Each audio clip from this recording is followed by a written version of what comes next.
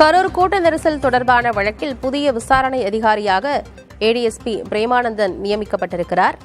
அண்மை செய்தியை பார்க்கிறோம். விவரங்களோடு செய்தியாளர் அன்பரசன் இணைகிறார்.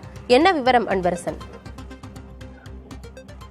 கரூர் கூட்ட நெரிசலில் சிக்கி 40க்கும் மேற்பட்ட நபர்கள் உயிரிழந்த விவகாரத்தில் புதிய விசாரணை அதிகாரியாக தற்போது ஏடிஎஸ்பி பிரேம் ஆனந்த் என்பவர் நியமிக்கப்பட்டிருக்கிறார். நேற்று கரூர் நகர டிஎஸ்பி செல்வராஜ் விசாரணை அதிகாரியாக நியமிக்கப்பட்ட நிலையில் டிஎஸ்பி அந்தஸ்துக்கு உயர் பொறுப்பு கொண்ட ஏடிஎஸ்பி விசாரணை அதிகாரியாக நியமிக்கப்பட்டு கரூர் மாவட்ட எஸ்பி ஜோஷ் தங்கையா அவர்கள் உத்தரவிட்டிருக்கிறார். இந்த நிலையில்தான் கரூர் மாவட்ட ஏடிஎஸ்பி பிரேமானந்தன் விசாரணை அதிகாரியாக நியமிக்கப்பட்டு தற்போது தீவிர விசாரணை மேற்கொள்ளப்பட்டு வருகிறது. குறிப்பாக கரூரில் நடைபெற்ற அந்த கூட்ட நெரிசலில் சிக்கி 40க்கும் மேற்பட்ட நபர்கள் உயிரிழந்த விவகாரத்தில் தற்போது வரை கரூர் மாவட்ட போலீசார் 2 வழக்குகள் பதிவு செய்திருக்கிறார்கள். ஒன்று, இந்த கூட்ட நெரிசலில் சிக்கி உயிரிழந்த சம்பவம் தொடர்பாக ஒரு வழக்கும், அதே போன்று ஆம்புலன்ஸ் ஓட்டுநரை தாக்கிய விவகாரத்தில் ஒரு வழக்கம் என மொத்தமாக 2 வழக்குகள் பதிவு செய்திருக்கிறார்கள். இந்த நிலையில்தான் இந்த கூட்ட நெரிசலில் சிக்கி 40க்கும் மேற்பட்ட நபர்கள் உயிரிழந்த விவகாரத்தில் முக்கியமாக 4 நிர்வாகிகள் மீது வழக்கு பதிவானது நேற்று செய்யப்பட்டது. குறிப்பாக A1ஆக கரூர் மேற்கு மாவட்ட செயலாளர் மதியழகன், அதே போன்று தாவேகா கட்சியின் பொதுச் செயலாளர் ஆனந்த் மற்றும் இணை பொதுச் செயலாளர் நிர்மல்குமார் உள்ளிட்ட 4 நபர்கள் மீது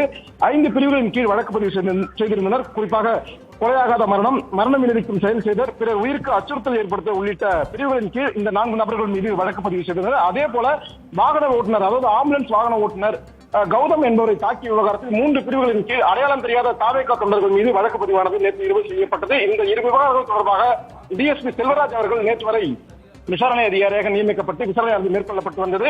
இந்த நிலையில் தான் டிஎஸ்பி அந்தஸ்துக்கு உயர் பொறுப்பு கொண்ட ஏடிஎஸ்பி பிரேமானந்த் என்பவர் தற்போது நியமிக்கப்பட்டு தீவிர விசாரணை மேற்கொள்ளப்பட்டு வருகிறது.